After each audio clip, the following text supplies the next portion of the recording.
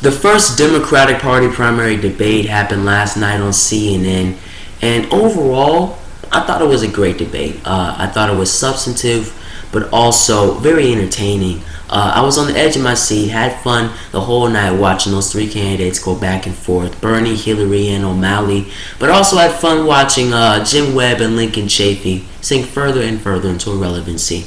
But overall, who do I think won this debate? Definitely had to go to my boy Bernie Sanders. However, I don't think it was by a large margin. I thought he edged Hillary Clinton out. We'll get into that later. However, I thought that each of those three candidates, O'Malley, Bernie Sanders, and Hillary Clinton, all had their moments. O'Malley came out shots firing on guns, no pun intended. I thought that he came out very, very strong on that issue. Landed some punches on Bernie, I think. Also had some very ambitious plans on climate change. Don't know if he can accomplish it, but very ambitious plans on that issue.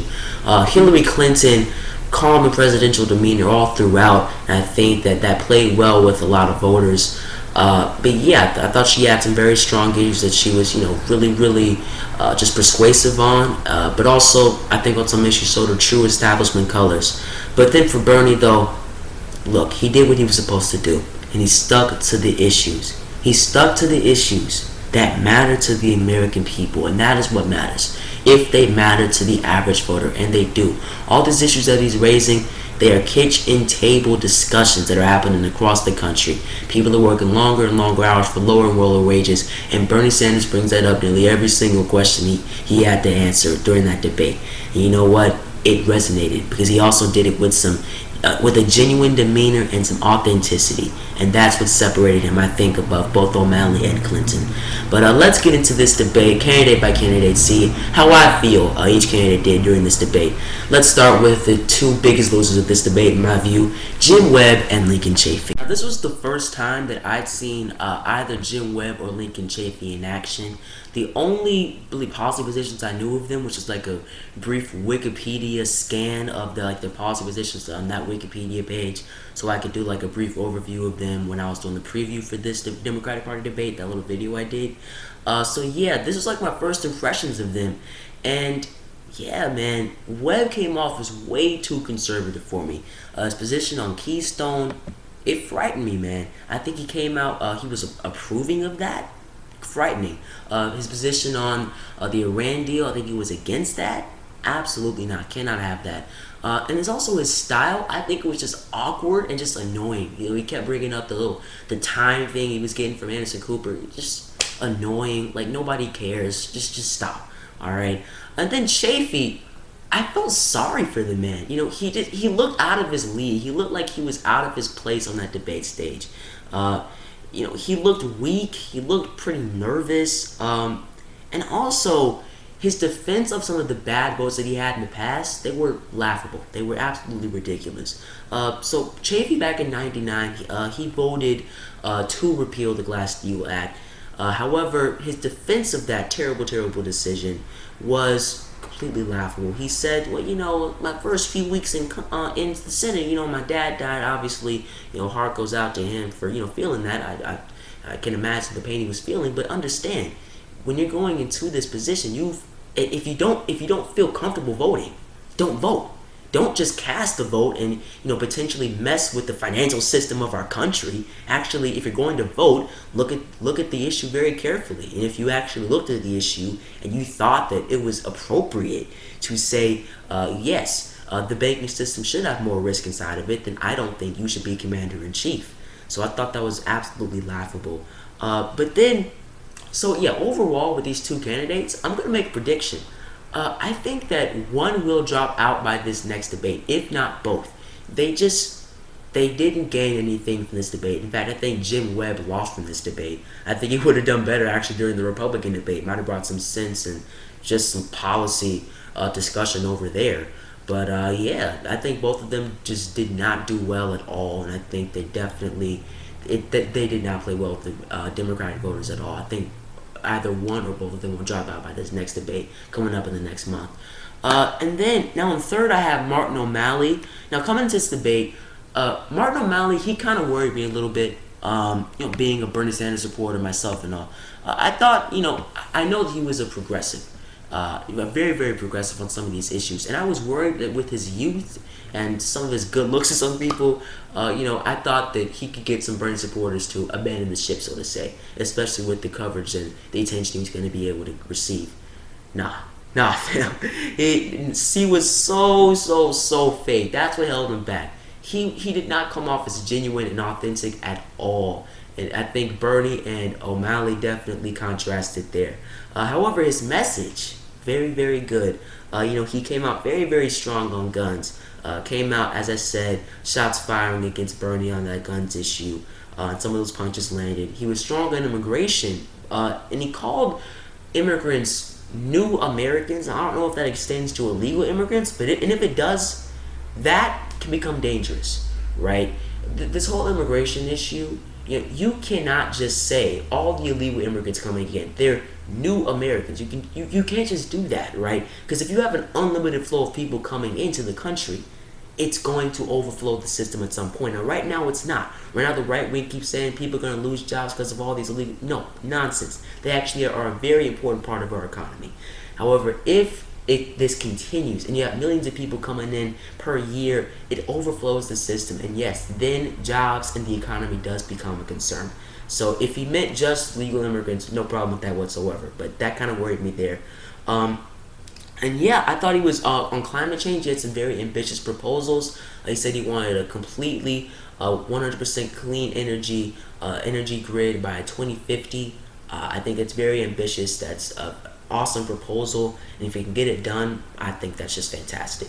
But yeah, I thought overall, great policy, but just a terrible delivery. He came off so fake, so sleazy. Just kind of like the Ted Cruz of the left in a way. Obviously not crazy. I mean, great policies as I just said, but just in terms of his delivery, just sleazy and slimy and just fake. I did not like it at all. My parents tell me all the time, I'm sure your parents told you, it's not about what you say, it's how you say it. And while yes, what you say is certainly important to me, how you say it is a major factor. And O'Malley said it in the wrong way. He was fake, he was not genuine, he was not authentic, and I think he could have done a much better job if he just changed his delivery a little bit. So second, I have Hillary Clinton. Now, obviously, Hillary Clinton is a classic corrupt politician who is in bed with much of corporate America and certainly in bed with Wall Street. 4 out of the top 6 donors over a career, huge Wall Street banks. We understand that. However, I gotta give credit where credit is due, and Hillary Clinton did phenomenal in this debate. Well, no, that's a stretch, but she did very well, I will say that. She was calm, she was presidential, she just had that ready for leadership type of demeanor. I could tell that she would have been a pretty good leader, at least fighting for the issues that her donors care about. And you could tell she has the experience to at least be an okay president. She was very strong on that guns issue. She went after Bernie very hard on that issue. Many people expected her just to stay in her lane and just go with the flow of the debate. No, on that issue in particular, she definitely went after Bernie. And she had some great one-liners that were actually pretty cool, but you could tell they were definitely rehearsed, some of them. But her position on weed, that I don't know position, that really annoyed me. I think this is an issue that has hurt many people. The facts are out there. Weed is not a dangerous substance, at least not as dangerous as people are portraying it to be. The facts are out there. The facts are in. It is time for legalization of marijuana. And I think that her I don't know position on that just showed a blatant disregard for the reality of the situation. But then the privacy rights, the NSA position she had, way too hawkish for me. Too Obama-ish, really. Just, on that issue, if you're against Edward Snowden and the leaking of NSA data, you want to keep the system as it is, this warrantless surveillance, where are your principles, man? Do you really want the government snooping in on nearly all innocent Americans? Are you kidding me? Where are your principles, man? But that's another issue for another day. And then her Wall Street's position, it really showed her true establishment colors, in my opinion. It's just the whole answer of I represented Wall Street, and back a few years ago, I went to Wall Street and I said, knock it off. Okay, great, good for you. These are the most powerful institutions and people in the world.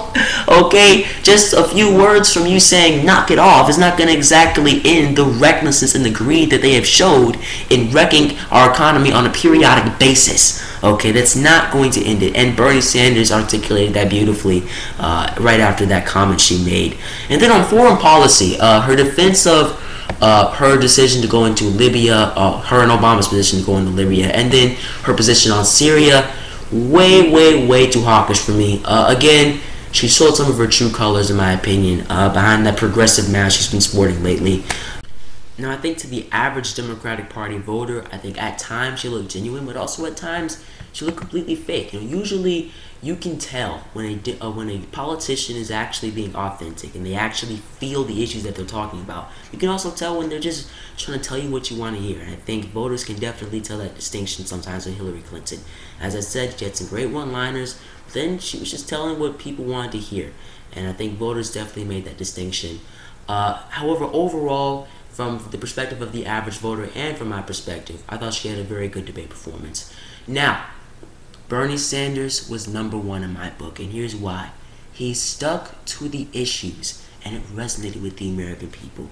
Bernie Sanders talked about issues that matter to regular folks. When you're talking about people working longer and longer hours, busting their butts out here for lower and lower wages, when you're talking about the disappearance of the American middle class, when you're talking about Wall Street wrecking our economy again and again, all of these issues, and Bernie having clear, common sense, progressive solutions to these problems, it resonated with the American people. Tuition-free college, healthcare for all, these are popular proposals, and it really resonated with the American people. But also resonated with the American people was his genuine demeanor and his authenticity.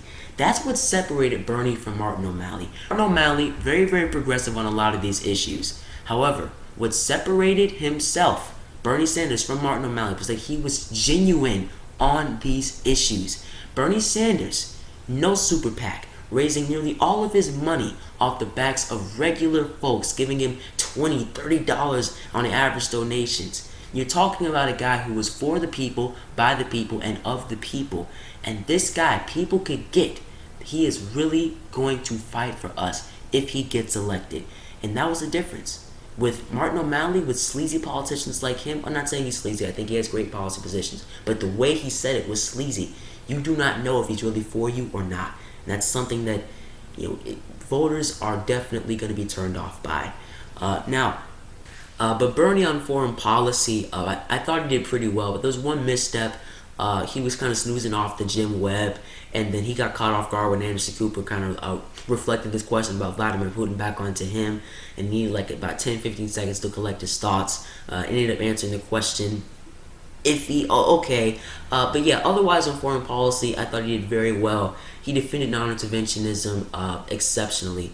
When you're talking about, war should be the last option. We should use diplomacy. We should build coalitions, and we should be supportive of, fighting against, just the bad actors across the world. However, when it comes to us directly being involved, no, that should not be an option unless we are being directly attacked or our closest allies are being directly attacked. And I don't find many problems with that type of foreign policy. So I thought he did a very good job with foreign policy. And then another strong moment for Bernie was when he said yes, on the ballot in Nevada, legalization of marijuana, I would vote yes. That was fantastic for me. I think he's one of the first candidates in a long... I don't know if there's ever been a candidate to actually be open about decriminalization or legalization of marijuana. If there is, you guys can obviously leave that in the comment section, but I don't think there ever was. So that's historic, and that's absolutely fantastic. I think Bernie stands somewhere in between decriminalization and legalization because he brings up the criminal justice system when he talks about marijuana, but he also just brings up the absurdity that young people are being jailed while Wall Street CEOs are walking free. So yeah, I think he is for decriminalization, but somewhere in between there. And I find nothing wrong with that at all. While I would certainly support legalization, I think him at least being for decriminalization is fantastic. And then yeah, I think one of the holes inside of his performance was that he needed to convince people that he's not some radical, just outsider candidate. While he is outside of this corrupt political system and he is for the people, in terms of mainstream America, his views are not leftist. When you're talking about proposals that the American people are in favor of, progressive policies are #1, man. Tuition-free college, healthcare for all, infrastructure spending, all these different types of programs, increasing taxes on the rich as a way to redistribute wealth. These are popular proposals. Okay, he's not some sort of radical, and I think Bernie Sanders just need to try to just convey that a little bit better than he did. And then also, he got hurt on guns. He really did. Clinton and O'Malley both landed some big blows on that issue, and it did not look very good at all. Bernie, I think, needs to rethink his position on guns because, he's had some questionable votes. Maybe he needs to try to just explain that situation better. He comes from a rural state, Vermont. No gun control actually works for them. Lowest homicide rate in the country. Maybe he needs to try to explain that situation better, or just look tougher on gun control. I mean, that's going to be his Achilles heel from now on. That was really the issue where Hillary Clinton looked strongest, in my opinion, gun control. So I think if he can just try to shore that up a little bit, I think he'll do even better in the next debate. But overall, I think he really edged Clinton out. He showed who the real progressive is on that stage, man. And his willingness to just talk about the issues that matter, man. And his authenticity in doing that, it really resonated with the American people. And according to the statistics I'm about to show you guys, it really stuck with them as well. They thought that he won the debate. Now, Bernie Sanders is at 67% of people saying that he won that debate in a Slate magazine poll. 15% of people say Hillary Clinton won that debate, and 15% for Webb. A Time magazine poll, 59% of people say Bernie Sanders won that debate, 12% for Clinton, and 28% for Webb. Fox 5, San Diego, their poll confirming those findings. The Street, the Daily Cost, all showing similar figures. So Bernie Sanders, according to the people, won this debate. It was landslide city for my boy Bernie Sanders. And what does this freaking media do? They go out here. They say all these ridiculous things. Hillary Clinton wins. Hillary Clinton regains her footing. The front runner is back, baby. Oh, Hillary Clinton won. This is all the talk, right? It's so ridiculous. It's okay to say, well, Hillary Clinton won because of X, Y, and Z. I mean, I think that's a pretty credible position. You can back up with some logical reasoning there. I mean, as I said, she did very well in this debate. But it's another thing to blatantly ignore your own polls, your own freaking statistics. CNN, they do their own poll on this. 81% of people say that Bernie Sanders won that debate. Only 13% of people in their own poll that say that Hillary Clinton won that debate. And then what do? They delete that poll and then put this pro-Hillary Clinton article on the front page. Now, you know what? That has an easy explanation. Time Warner, CNN's parent company, they donated hundreds of thousands of dollars to Hillary Clinton's campaigns in the past. You know what? Avid supporters of Hillary Clinton, certainly financially. So, okay. So CNN, we understand why you're little establishment pricks and why you're trying to do what you're doing. But the rest of the mainstream media, why? What do you have against this man? To the point where you have to bring him down, but prop up this establishment candidate like Hillary Clinton. Why do you want to support her? Why do you want to go out of your way to support her, but then bring this man down? Why can't you just do your own freaking job and report the reality of the situation? Just tell us about the facts without you having to distort the truth. What's wrong with you, man? Just report. Do your jobs. Man, I am sick of this media. That is why the Cal Kalinske over at Secular Talk, Dave Rubin, David Pakman, Tom Hartman, all these progressive outlets on YouTube and online, that's why they are so important. They provide a credible, fact-based alternative to this ridiculous mainstream media on cable and on these broadcast networks, man. So I just hope that this media's ridiculous coverage of this debate, this pro-Hillary reporting, it doesn't tarnish the original impressions that people had. That Bernie Sanders is for real. That he is the real progressive and that he is ready to lead this country in the right direction.